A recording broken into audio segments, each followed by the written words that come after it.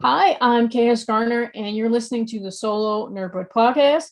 Today, I'll be speaking with the creator and writer of the comic Anchor, Madeline Kelly, currently on Kickstarter. Welcome, Madeline. Hey, thank you. Well, thank you for reaching out to be on the show. But outside of my introduction, who is Madeline Kelly, and what are you about? So, what most people who've backed my Kickstarter don't know, a lot of people who've backed the Kickstarter are my friends, but I'm actually a college student. I'm 26 and I got to this late, so I've figured that while I'm in college, why not take the time that I have to make things and just get out there right now? Because I started college at 24 and I feel like I'm just going to have less time to do all the things I want to do. And I want to do a lot of things. So I just figured out why not get out there right now.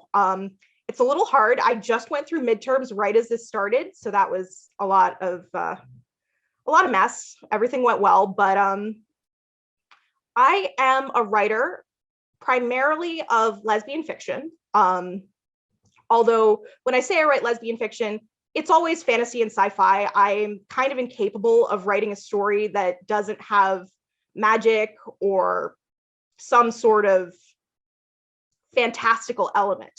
Mm-hmm. And that's really my favorite thing about fiction. A lot of what I grew up reading was like classic sci-fi, and I just really enjoy stories that are fantastical. Of course, I also love romance. It's really all that I write. Honestly, growing up gay, it's a lot better now than it was when I was a kid, but there weren't a lot of like love stories that I saw that made me happy. Like a lot of the times there would be a character that just randomly died. This happened all the time in like 2015. There were like 5 different lesbian and bisexual female characters who just died on TV at the same time. And it was really a horrible time. Like, I know that sounds like a petty thing to feel bad about, but when you don't see yourself in media, and I believe very much in the power of representation, like not just for, white lesbians, just for everyone. And I think that you want to be able to see yourself in the stories that you love. And so something that I have always wanted is to make those stories and to make the kind of representation that I want to see in the world. And really, I'm not going to like police what anyone writes. I think it's great if someone writes a sad story. I think it's great if someone writes a happy story. But I'm always going to want to deliver something that has a really satisfying and happy ending, because I feel like we don't get enough of those. And that's really my aim in my writing. I mean, I want it to be good. Obviously, I want it to be good, but I am always going to go for, I want that satisfying, happy ending. And that doesn't mean that it's like all sunshine and rainbows on the way there, but I want to eventually get to a satisfying and happy point where I can look at this and say, hey, this is something I want for myself, even if it's like, taking place in space or there's elves. That's what I really want from my fiction. Yeah, I think it's important to have the queer lesbian representation and happy endings, because like you mentioned, a bunch of lesbian bisexual characters in 2015 that you loved and you were invested in had all just like randomly died. And then you have like the coded queer characters that die as well. And it's good that a lot more people nowadays are writing these characters that are like clearly they're queer, and that it's blatantly obvious, not obvious, but it's blatantly stated that they're queer as well. And they actually have stories. They're not side characters, and they're not like randomly dying, and they're in like happy relationships or wanting to have happy relationships, and you get to see that and have happy endings. So I think it's good that it's a story like this that's out that you've written. I also think that it's important that we have stories that, oh God, where am I going with this? I think it's important that we have stories that I have lost my train of thought. I will come back to it. Oh, But that's fine. growing up, I read all of this fantastic fantasy and sci-fi. I'm a huge fan of like classic sci-fi. I've read a lot of like H.G. Wells. Side note, love H.G. Wells, but I also have like there's this television show where there's like a fictional H.G. Wells, my favorite character in anything, Warehouse 13, lovely show, which is also actually about, there's a time travel side plot in there. And that's something that's always stuck with me. I just really adore the fantastic. And there's a lot of stories out there where you can have like a happy ending, but it's basically a lot of the lesbian stories that are told. You'll notice that a lot of the movies, we get a lot of period pieces. And now this is great and this is fine, but I'm a little tired of women in petticoats swooning, you know? And I also think that lately there has been such an explosion of queer representation that people want it and they're going out to find it. And these things are getting published. They're really in ways that 10 years ago, we couldn't have imagined. And I'm really happy to be a part of that, which feels like really big to say. I want to talk about how this Kickstarter is my first comic Kickstarter. It's my first Kickstarter at all. And I've always been writing. As I've said, I've been doing this in school, and I have always wanted to get these stories out there. And I've started self-publishing over the years, mostly small things, but it was really nice. Like the first time I self-published, I noticed that people cared. And that experience has kind of been repeated tenfold with this Kickstarter because, gosh, people care. And I did not expect it. Like, it's been 3 days, not even 3 days. We're in the process of it being the third day. And we are halfway there, which is $1,200, which, like, I know that's a small amount. This is a small comic Kickstarter. It's a first. It's dipping my toe into the water. But sometimes I look at that number and I think, wow, this many people cared. And that's really wonderful. I want to talk about the comics community who has been so welcoming. I've always loved comics. I love superhero comics a lot. I have an older brother. He's 7 years older than me, one of my favorite people. And I think I got my love for a lot of nerdy things from him. I got my love of video games from him. I wanted to be him when I was a kid. And I got my first comics from him. I would borrow his comics. I remember very vividly reading like the Death of Superman arc, which is nothing like what I have written, but I gained a love for this medium. And I have a love for a lot of mediums. I thought when I was growing up that maybe I would write for television. That is a hard job, by the way. Like I aware of some people who've done it and it is not easy. Really tough deadlines. But I have always wanted to create in some way. And this year, I think I had the really good fortune to connect with some very cool people. Like I found my artist and my colorist, who are sort of a duo, a dynamic duo. They both live in Italy. I found them on Reddit's r/comic book collabs, which is this Reddit where you can go and look for people to collaborate with you, which I didn't know it existed until a couple months ago. And like, I have the art skills of a wet paper towel, none whatsoever. My mother is an artist. I think she got all of that and I got none of it. I am the writer in the family. And it has been so gratifying to work with people who are really lovely.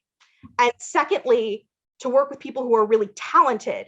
And like, I think that anyone who has made a comic can tell you, anyone who has written a comic and not drawn the comic, that it is really gratifying when you first see that come on the page. Like, wow, the thing you were thinking about it's here on that page. And a lot of the time it's better than you imagined it. Mm-hmm. It's a really powerful feeling. I love that this has happened for me. I love that it happened kind of suddenly. Like, I did not set out to say, I will write a comic ever. Like, it was one of the things that I really loved. It's something I don't think I'll be leaving behind because I want to do this more. I have a submission I'm working on for an anthology, and I'm hoping that goes through. But if that one doesn't, then I'm doing another and another, because first, the experience is just so enjoyable. I mean, I don't know if it's possible. Well, I'm sure it's possible to have a bad experience, to work with someone you don't like, and to feel creatively stymied. But I've had the exact opposite of this. Every single phase of this project has been like a dream. Like, not exactly like a dream. I'm inexperienced in this, and I'll admit that. And I made a mistake or two. And I was really lucky that the people I'm working with were willing to not like hold my hand, but to say, okay, we can fix this. Thank you for telling me. We're going to work together and we're going to get this right. And like, I don't do a lot of creative collaboration, like not with my writing. And it's really put me on to the idea of collaboration, because I've always been a solo person who does these projects on my own, other than my podcast, which is a podcast about sapphic representation in media. We're sapphic stuff. We're on a bit of a hiatus right now because I have a lot going on, but I do my stuff alone. I have great friends who support me when it happens, but I've been a person who does my work on my own. And doing this has made me think, wow, that's not the only way to do it. You can definitely just work together with people. And when you work together with people, and when you work together with the right people, magic happens. And that's amazing. Well, how did you know that Federica and Marta were right for this project when you found them on I think you found Federica on Reddit, right? And then Federica led you to Marta. Yes. Mm-hmm. So I think I always knew that they were right for this project. I scoped both of them out a little bit. Well, no, I scoped Frederica. She goes by Ika. I scoped her out a little bit, and I saw the rainbow flag in her profile, and I was like, this could be a good match. And I also saw her art, of course, and I thought, well, actually, what I thought was, I'm never going to work with this person because their art is leagues ahead of anything I could hope to have someone working with me do. They are both extraordinarily talented, and I'm really thankful that they were willing to work with someone new. So the way that happened was, so on Comic Book Collabs, I posted, I'm not sure if I posted it or if I came to her and I said it would be great for us to work together, because she was looking for people to work with. And I'm so lucky that I saw that post, because if I didn't, I don't know what I would be doing right now. But I think I sent her a Google Doc of a couple short stories I had written. And I didn't intend for any of those to be something we made together. I thought that I was going to prove that I could write, or not prove that I could write, and she'd say, go away. But I thought that was going to be my, okay, that works. Can you show me something new? But what she thought was, this would make a really good comic. And there were 3 short stories there. And the first one was the one that she thought would work. And, personally, it had always been my favorite. It was something I wrote over the summer. And I felt a real connection with it. I've always really adored time travel stories. I think there's something special about them. I don't know. I think like the notion that you could go through time and still find one person and fall in love with them is really sweet. I'm very much a romantic. And so honestly, there's something sort of magical, and time led me to this project about this. I know that's silly to say, but I was in the right place at the right time to meet the right people. And honestly, that feeling has really continued throughout the process. And I mean, I know I've got 27 more days of this process to go, and then several months getting all the rewards out. But right now it has felt really charmed. I know it will probably not always feel this way. I know that after the first couple days, the Kickstarter slows down and you got to really work to push it uphill. But I really want to emphasize that I have found all the right people. I connected with some really great people who wrote quotes for my page. And like, I did reach out to them, but first they seemed interested and they were very kind to me. Everyone has been so nice, which is not something I mean, I keep saying I didn't expect any of this, but I didn't. And like, I guess when publishing my other small ebook things, I mean, I know I said pushing uphill before, but that's what that feels like sometimes. It feels like you're screaming into the void. I have made a thing. Would you like to look at it? And with this, I screamed into the void and the void screamed back.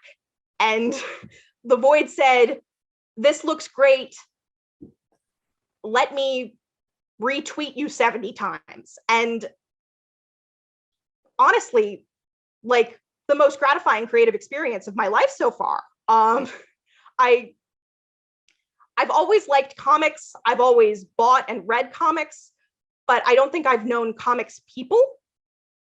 And I'm so glad to know comics people. Like, gosh, you're all so nice. I keep waiting for someone to like slap me in the face and declare a war. I'm waiting for the other shoe to drop, but it never happens. And like, why is everyone being nice to me? Do we know something I don't?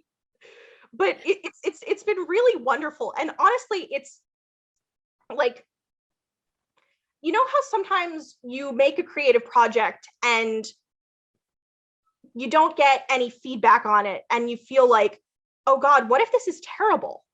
Yeah. What if this is terrible? And my friends tell me they like it because they're my friends and they want to spare my feelings. And I think I've felt like that about every creative thing I've ever done. I can no longer feel that way about this because people have like stared me in the face and said, I care, this looks good. And, you know, I have had a couple people see the comic. I had those two lovely people who did the quotes that go on my comics page. They immediately gave me feedback that they really liked it, and that not only did they like it, they were willing to tell the world they liked it, tell all their friends they liked it, and say, hey, this is cool, why don't you take a look? And I've never experienced anything like that before. I keep saying I didn't expect it. I've never felt like that. Magic. And I said yesterday on Twitter that if this doesn't get backed, which I'm sure there's a chance, I'm incredibly encouraged by what's happened so far. But if this doesn't get backed, it was still an experience that I wanted to have because it's brought me so much in terms of confidence in my work. And that's invaluable. Like, I don't have $2,000, but if I did, I'd pay it for that. I feel like Cinderella. And I know that's silly for like a campaign that has its goal at $2,300. But I feel like people have seen me and said, we like you. And gosh, that's a new feeling. Yeah, it's a great feeling to have, especially since this is your first Kickstarter period. So this is really, really great for you. And it's like, I think like almost halfway We made funded. it halfway today. Yeah, so yeah, that's even better. So yeah, you got like less than a month with 27 days left, like you said, 27 days. So yeah, that's great. But let's back it up a little bit. You've been hinting at it throughout, but what is Anchor actually about? Oh my God, I've been going on and on about this and I haven't told you what it's about. Okay, so Anchor is a story about time travel. It's about a woman who sort of uncontrollably travels through time and she doesn't know how to stop herself. Like, she'll end up in a place and then she'll be there for 24 hours or 10 hours or 5 hours or 2. And she has no idea how to stop it and no idea where she's going next, what happens next. And so before this story happens, there's not really a constant in what happens to her. But through the process of this story, she meets this woman and that woman becomes the constant. Like, she'll go to the future and it's this woman's future. She'll go to the past and it's this woman's past. Well, it's not really her. So it takes place over a span of not too many years. It's not more than 10. I'm kind of ashamed to say that I haven't really plotted out how many years it is. I think I know somewhere. I think I have it written down, but I don't know it off the top of my head. But it's not super long as far as time goes. But the title of the story is Anchor, and she figures out that this woman is her anchor. She doesn't quite figure it out. I'm not going to give any spoilers here. It's a 20-page comic. I've given a lot away. But it's about finding your home in another person. And I guess that really resonates with me. Not that I have that right now, very single, but I think that's what I've always wanted. And I guess you write the romance that you want. Although I would not like to start uncontrollably time traveling. Yeah, I think a lot of people resonate with this story, not only because it's a lesbian time travel story, but having that constant in your life, especially nowadays where everyone's into instant gratification. So if it's not working out, we're moving on to something else. So with this character is constantly jumping from, place to place and year to year, time to time, there's this one constant person that's there, that's their anchor. Mm-hmm. And I think a lot of people want that as well in their lives. I think that's why a lot of people resonate with this, especially me. Like me, I'm single as well. And I would love to have that constant, that person that's always there, that I don't have to worry about, that's going to it's going to leave if things get too hard, or because I work too much or anything like that. Not that I should be neglecting that relationship either. Like, they have wants and needs as well. But yeah, that constant, I think everyone is looking for that. Yeah, I think most people who want love want something steady, that they want something to come home to. And I think a lot of my work is about longing. I do a lot of longing. So I guess I write my longing. And I think longing is one of the most universal things a person can do. So I've noticed that this has been backed by men and by women. Like, it's yes, I've got a lot of sapphic inclined people who are interested in this, but I've been really amazed by the universal appeal of this. And like, when I write, I usually think of myself as writing for women who like women, but it seems like when you find something that you care about and you write it from your heart, people will care about it regardless of who they are. And, once again, I think that's lovely. Okay, so can you, I guess, elaborate a little bit more on your creative process for Anchor? So just a thought in your head to now promoting it on Kickstarter. So I know it started off as like a short story at first, right? And then it transformed into a comic and now onto Kickstarter. So how has that process been for you? So a lot of my stories come from dreams. And rarely do they make as much sense when I am dreaming them as when I am writing them. But I'm someone who, I don't like believe in dreams, but I put a lot of stock in them. I'm someone who remembers my dreams and they're really vivid. I had a dream about time travel. It wasn't necessarily a romantic dream, but I kept coming back to like the same place. And I thought, this is the spark of an idea. And I write romance. So I was like, how do I make this romantic? And it was not hard. This often, like, I'll have a story idea or I'll have a setting and I won't have characters or I won't have a plot. I've always got one of those things. And then you've got to figure out the rest. And so a lot of the times people talk about how we write. There's the phrase, are you a pantser or are you a plotter? A plotter is someone who like writes out their outline really detailed, who knows everything about their world. I'm a pantser. I've written a couple stories that aren't by the seat of my pants, but I find that my ideas come best when I do that.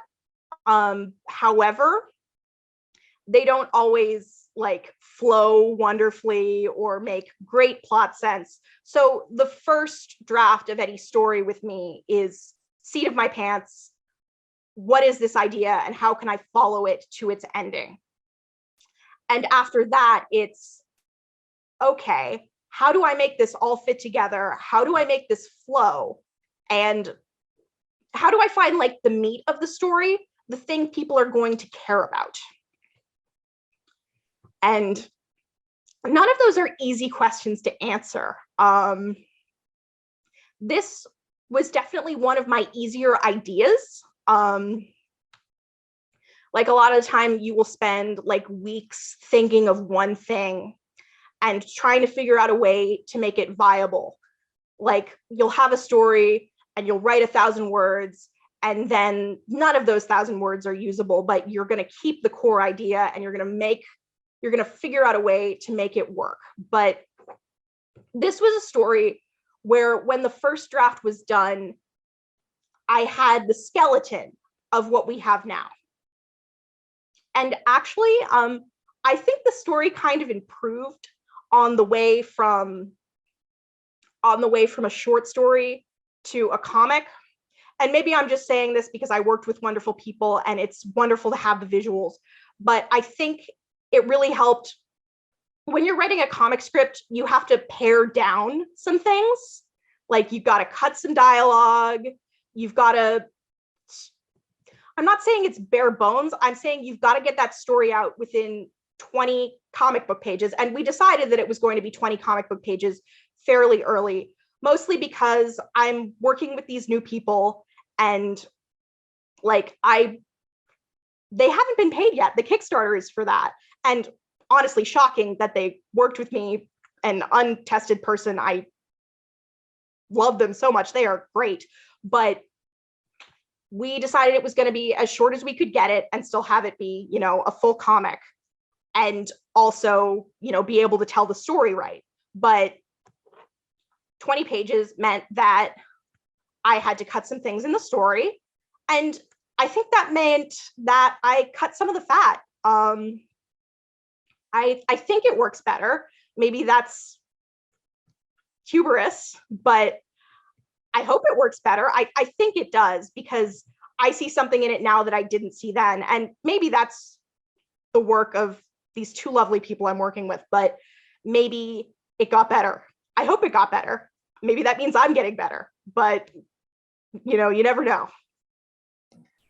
So how difficult, or if it even was difficult for you, was the world building? So like time travel isn't original idea. It's been around for however long. But how did you design and structure Anchor so it stands alone as yours in your world and not someone else's? So this is a weird little phrase, but I think the thing that matters most to Anchor is economy of information, which means that you learn things as quickly as the character learns them. You don't know anything she doesn't know. You know exactly what she knows, and everything, you figure out how everything is working and where we're going by the time we get to the final page. And like, as the writer, I knew that from page 1, so I have to not reveal. Well, I didn't know that from page 1, but I knew that from the second draft. And I have to not reveal where I'm going at all.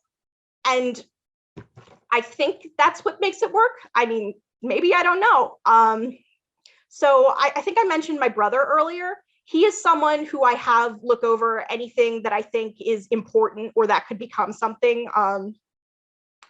Really smart guy. And he always finds something that I haven't seen. He finds an edit I haven't made. I should pay him, but small Kickstarter, maybe next time. Okay, so on to the advice part. What advice would you offer to other, I guess, writers or artists you wish someone would have told you when you first started? Okay, so the biggest thing I can say is don't be afraid to ask people who you think are really cool for help. Like, obviously, don't go up to like Brandon Sanderson just had a Kickstarter. You are not going to get any help from Brandon Sanderson. He's dealing with $15 million. By the time this goes up, it'll be 40 or something. But that person is not going to help you.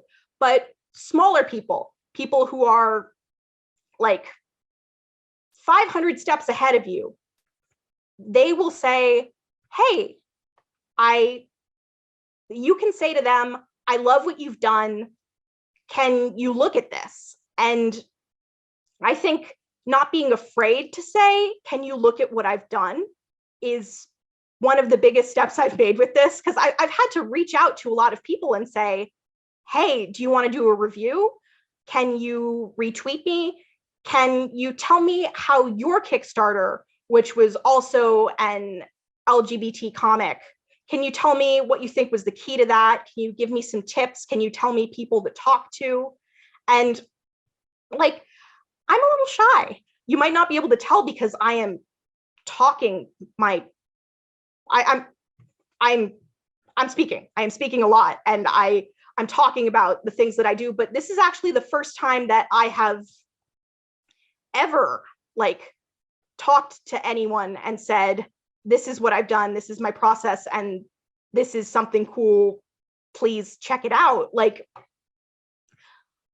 prior to this, I've like, the thing that gave me the sales I did get on my ebooks was Tumblr.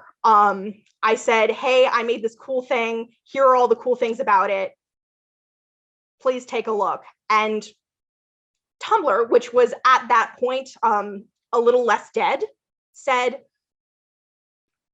I'll reblog this, I'll go buy your 99-cent ebook. And that was really nice and sweet. But what you actually have to do is go and talk to people. And that infinitely harder. I'm on the autistic spectrum. I wouldn't say I'm not good with people, but it's not something that comes easy to me. And I have had to come out of my shell a little bit. I've had to say, I admire this person, I'm going to go talk to this person. And that's not easy. I don't think that's easy for anyone who writes. I know a lot of people who write who are like, oh, I can't show it to anyone. And like, you got to show it to someone. If you never show it to someone, no one can ever say, I like this. And, maybe they won't say, I like this, but maybe they'll say, maybe you should change this. And you have to be open to hearing that. You have to be open to rejection every time you say, hey, can you look at this? And that's really scary. And so I think being open to rejection, but also to the good things that can happen, is the best advice I could give anyone. I don't feel qualified to give anyone advice on writing a comic, maybe in a year, maybe in a couple years, but I feel qualified to give advice on how to come out of your shell and have people look at your work. So the best advice I can give is just, it's worth it. What you get from it is worth it. If it means that they say this isn't good, you've learned something from that. And you have to be willing for someone to just shut you down. When you show someone your work, you give them power over you. And that's tough, but you gain something back from it. Yeah, I totally agree with pretty much everything you just said. But my last question for you, Maddie, is what is your idea of success? So I ask that with everyone I speak with, because if you're not getting regular paychecks from a full-time job or making consistent revenue from your art, whatever it may be, you're considered a failure, either from yourself or from outside people. Many of us will put our dreams and projects on the back burner or give them up altogether because this career can be highly intimidating and competitive. So what is your idea of quote unquote success? So success is knowing that you've made something good. Success is also success is having made someone else happy. And when you make someone else happy, you make yourself happy. I'm not going to say I wouldn't be glad to have an ocean of money. I launched my Kickstarter the same day as Brandon Sanderson, writer that I adore. Fantastic fantasy. And I looked at that and I saw it going millions and millions. And obviously I wasn't going to do that. He's been in his genre for over a decade doing amazing work. But I saw that and thought, I want a piece of that. And, I may never get a piece of that. And that's okay, because first, I've made these incredible connections in this industry, and that's really sweet and nice. And sweet and nice is a lot of things. Sweet and nice does not pay your rent. I think what I have always wanted to do is work on this until it becomes big enough. And it has never bothered me when my first attempts did not immediately make me $6 million. I probably will never make $6 million, but I think what you have to do is constantly improve and constantly move forward. I'm going to have a day job for a long time. I'm in school and I still have a day job. And maybe I'll always have a day job. And, if I always have a day job, I will be happy that I got to work with great people and create things that I could be proud of. But I think you have to say, I want more, but also be okay if you don't get it. Is there anything else that you want to touch on about Anchor that I may have missed, or even discuss rewards for potential backers on the Kickstarter? So something I want to say is that I know that next time I do this, I want to do it different and I want to do it bigger. Right now, I didn't contact any artists outside of what I already had. I'm not doing any variant covers. I just don't feel like I have I don't have the money to pay for it. I am a college student, and I wanted to start small. I'm not going to be using a shipping company or anything. I am going to mail all these things myself, which that's going to be fun. I don't live in a big place, so we're going to put some boxes in here, hopefully. But I love that I'm already thinking about it next time. I got months ahead of me, but I'm going to be doing this again, hopefully, barring some horrible incident where I shame myself and go back on my shield, which hopefully doesn't happen. But, you know, there's a little voice in your head that always says, you are going to screw this up, which has become much quieter during this campaign, but it's still there. The next one, I'm going to know that I have some of these people in my corner who, you know, I've only come to be aware of in the past couple of days, and who I've only made the connection with in the past couple of days, who've been so excellent to me. Also, the next project I'm going to do, I want to get a couple anthology things done. It probably was really ambitious right out of the gate to say, I'm going to make a 20-page comic and I am going to kickstart it. Sometimes I take big leaps before I take small steps, and somehow I'm being rewarded for that. Maybe it's not the right way to do it, but I know that I want to get some more under my belt before I try this again, but that I'll be back. And that's kind of comforting. All right. Well, again, I want to thank the creator and writer of the comic Anchor, Madeline Kelly, currently on Kickstarter. I highly recommend our listeners to give Madeline's Kickstarter a look, share, and back if they can. All of Madeline's socials will be listed in this episode's details alongside the Kickstarter link. Again, I'm Kaya Skarner, and you have been listening to the Solo Nerd Bird Podcast. Thank you.